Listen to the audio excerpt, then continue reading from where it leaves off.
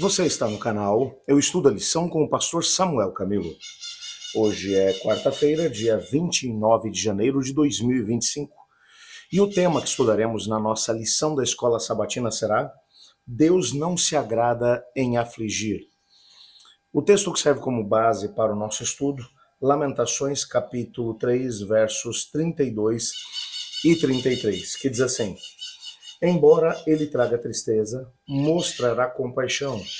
Tão grande é o seu amor, infalível, porque não é do seu agrado trazer aflição e tristeza aos filhos dos homens. Nós já vimos até aqui que Deus é amor. O seu caráter é amor. A essência do que ele é amor. Ontem nós tivemos a oportunidade de entender que quando nós olhamos para a Bíblia e percebemos a Bíblia mencionando que o Senhor Deus, ele de alguma forma acaba se irando e trazendo castigo aos seres humanos, nós já vimos que isso é melhor compreendido como uma espécie de indignação. Assim como um pai ou uma mãe vê alguém fazendo mal ao seu filho, e corre em seu socorro para defender o seu filho ou sua filha, assim o Senhor Deus também ele fica indignado diante de algumas questões, principalmente quando isso envolve os seus filhos. Entretanto, a grande questão que veremos hoje é que, apesar de Deus agir com uma santa indignação, isso não é algo que lhe traga prazer. Nós vamos tentar nos aprofundar um pouco mais nisso no nosso estudo de hoje. Aguenta firme que eu já volto.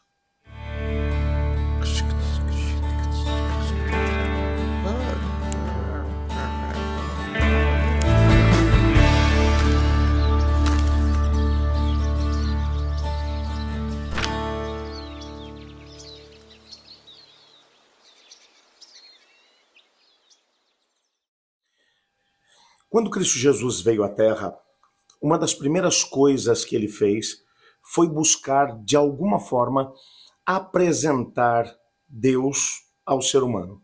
Quem é Deus? Pai, Filho e Espírito Santo. Como é que ele age em relação à humanidade? Pai, Filho e Espírito Santo. Como esse Deus triuno, de alguma forma, trabalha para poder conseguir alcançar os seus filhos. Eu confesso a você que, ao olhar para os evangelhos e perceber que, apesar de o Antigo Testamento trazer 51 nomes diferentes para Deus, ainda assim, Cristo Jesus resolveu apresentá-lo como Pai. A palavra que ele usou foi a palavra Abba. Abba não é necessariamente a palavra pai, mas é o jeito como uma criança que está sendo alfabetizada ainda, que está dando os seus primeiros passos enquanto está balbuciando algumas palavras, é como ele se refere ao pai. É como se fosse alguma coisa tipo pá, papá, paizinho, papai, algo parecido com isso. É como uma criança se dirige ao pai. E quando Cristo Jesus estava exatamente na noite em que ele seria preso e dentro de algumas horas seria julgado e condenado à morte, Jesus vai dizer aos discípulos que voltaria para o Pai. E os discípulos vão perguntar: Senhor, mostra-nos o Pai, isso já nos basta. E ele vai dizer: ô Felipe, eu estou há tanto tempo com vocês e vocês ainda não entenderam. Quem me vê a mim, vê o Pai. Então, quando olhamos para a ação de Jesus enquanto Deus aqui na Terra, nós percebemos que o Pai age da mesma forma. O Espírito Santo igualmente age, fazendo tudo aquilo que está ao seu alcance para poder alcançar os seus filhos. A paternidade, ela muda alguém. A paternidade e a maternidade. Como já vimos em algumas lições nesse mesmo trimestre, o Senhor Deus ele vai comparar o seu amor ao amor de uma mãe por um filho, ao amor de um pai por um filho. E um pai e uma mãe são capazes de tudo para poder alcançar os seus filhos. Uma das coisas que era muito difícil para o meu pai, meu falecido pai, era educar ou corrigir os filhos. Meu pai cresceu num lar um tanto quanto desestruturado. Quando ele nasceu, a mãe dele, minha avó, estava muito doente, uma situação realmente muito complicada.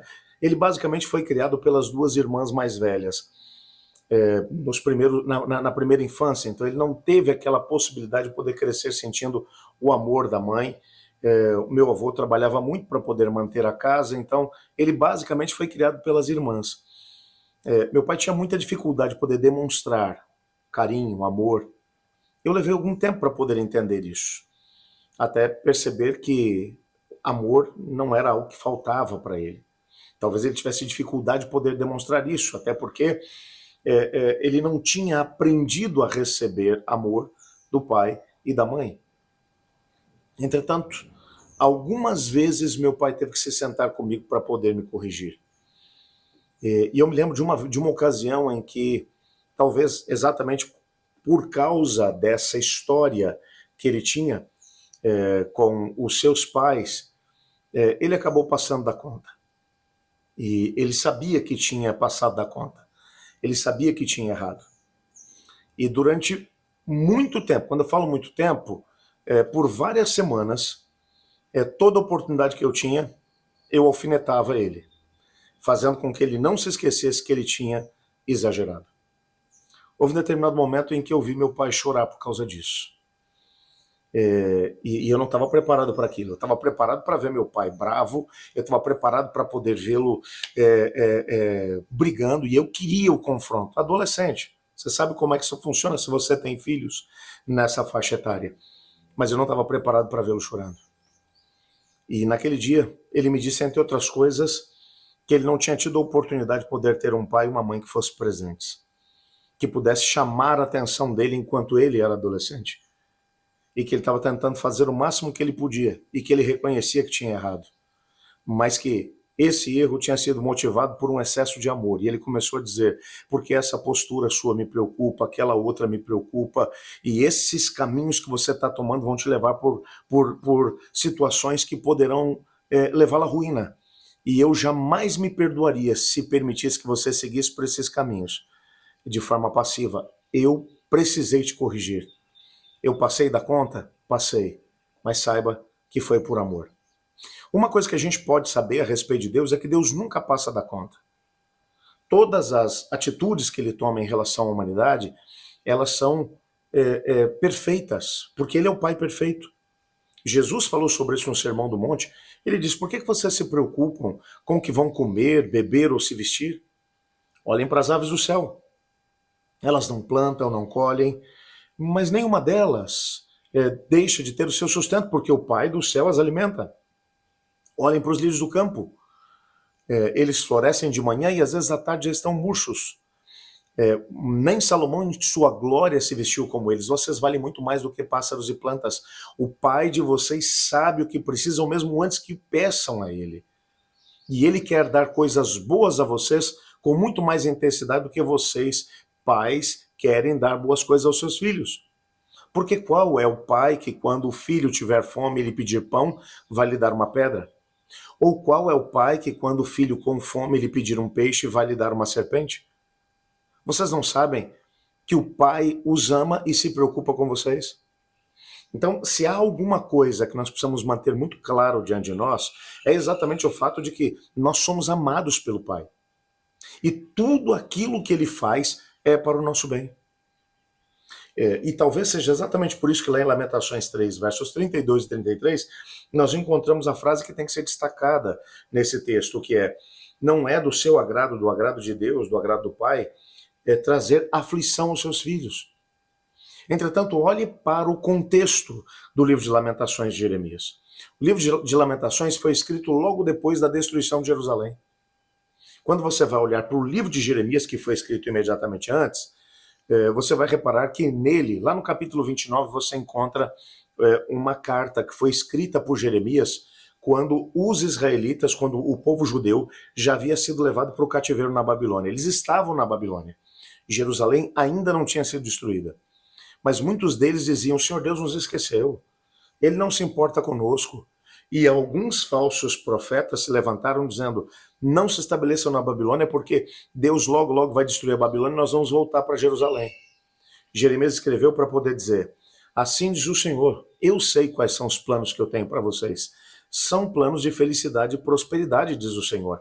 E no plano de felicidade e prosperidade está 70 anos no cativeiro na Babilônia. Então construam suas casas e se estabeleçam aí, porque vocês não vão retornar antes de 70 anos.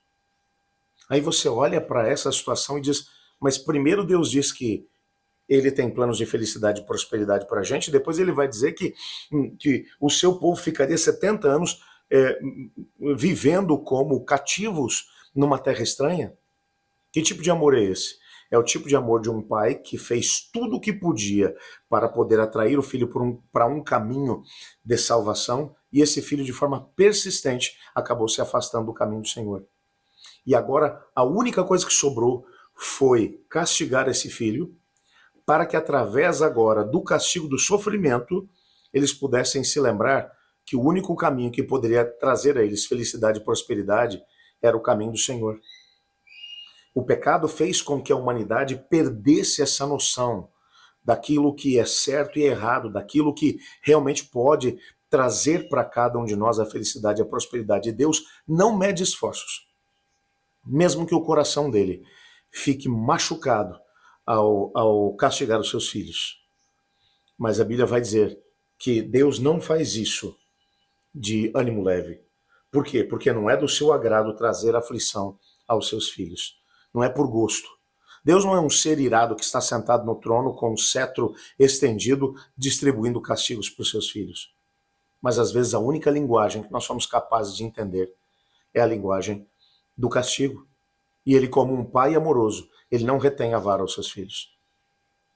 Por isso é que nós precisamos, de alguma forma, entender que Deus conhece aquilo que é melhor para cada um de nós. E entender que quando ele permite que alguma coisa aparentemente ruim aconteça na nossa vida, na maior parte das vezes, o que ele está tentando fazer é chamar a nossa atenção para que nós entendamos que os planos que ele tem para nós são de felicidade e prosperidade. O que é que sobra para nós? Confiarmos no poder de Deus. Confiarmos no amor de Deus e na direção do Senhor, enquanto ele guia os seus filhos. Ore comigo. Obrigado, Pai, por tua palavra e por saber que o Senhor nos ama com amor que é incomensurável. Até mesmo quando o Senhor permite que o castigo, a dor, a aflição venham sobre nós. Ajuda-nos a aprender as lições que precisamos. Pois é em nome de Jesus que oramos. Amém.